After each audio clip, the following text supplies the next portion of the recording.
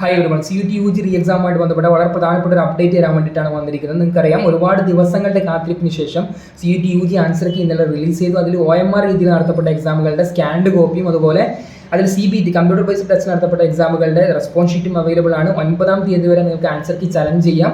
അതിനുശേഷം ഫൈനൽ ആയിട്ടുള്ള ഒരു ആൻസർ കീ വന്നതിന് ശേഷം മാത്രമായിരിക്കും സ്കോർ കാർഡ് റിലീസ് ചെയ്യുക. ഇതുമായിട്ട് ബന്ധപ്പെട്ട പ്രസ് റിലീസിൽ പറഞ്ഞ വളരെ പ്രധാനപ്പെട്ട ഒരു ഇൻഫർമേഷൻ ആണ് CUET UG റീ എക്സാം എന്നുള്ളത്. നിങ്ങൾക്കറിയാം, മെയ് മാസം 15-നും 29-നും ഇടയിലായിട്ടാണ് CUET UG എക്സാം നടത്തപ്പെട്ടത്. ഇതിൻ്റെ നടത്തിപ്പുമായിട്ട് ബന്ധപ്പെട്ടുകൊണ്ട് ഒരുപാട് കുട്ടികൾ ഒരുപാട് പരാതികൾ ഉന്നയിച്ചിട്ടുണ്ടായിരുന്നു. അതായത് നിങ്ങൾക്കറിയാം, OMR രീതിയിലുള്ള പരീക്ഷകൾ എഴുതിയ ആളാണ് നിങ്ങളെങ്കിൽ അതിൻ്റെ ക്വസ്റ്റ്യൻ പേപ്പർ ഡിസ്ട്രിബ്യൂഷനും മറ്റൊക്കെ ആയിട്ട് ഒരുപാട് ടൈമുകൾ നിങ്ങൾക്ക് നഷ്ടപ്പെട്ടിട്ടുണ്ട്.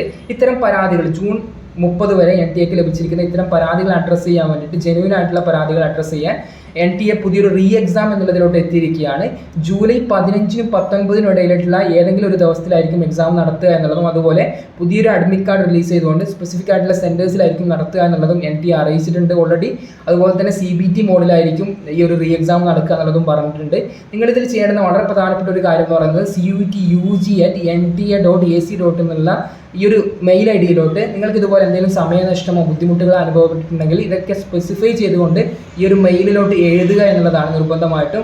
നിങ്ങൾക്കറിയാം, കഴിഞ്ഞ ദിവസങ്ങളിൽ NTA തന്നെ നടത്തപ്പെടുന്ന മറ്റ് നാഷണൽ ലെവലിലെ എൻട്രൻസ് എക്സാമുകൾ, അതായത് നീറ്റ് UG, നീറ്റ് PG, അതുപോലെ നെറ്റ് JRF എക്സാമുകൾ, NCET എക്സാമുകൾ, ഇത്തരം എക്സാമുകളൊക്കെ കുറിച്ചിട്ടുള്ള ഒരുപാട് വിഷയങ്ങൾ, വിവാദങ്ങൾ ഉണ്ടായിട്ടുണ്ടായിരുന്നു. നമുക്കറിയാം, നീറ്റ് UG-യിൽ സമയനഷ്ടം ഇതുപോലെ വന്ന സമയത്ത് ആദ്യം 1563 സ്റ്റുഡൻസിന് കോമ്പൻസേറ്ററി ഗ്രേസ് മാർക്ക് കൊടുക്കുകയും വിവാദമായ സമയത്ത് സുപ്രീം കോടതി ഇടപെട്ട് അത് റദ്ദാക്കി വീണ്ടും ഇതേ കുട്ടികൾക്ക് റീ എക്സാം നടക്കുകയും ചെയ്തിട്ടുണ്ടായിരുന്നു.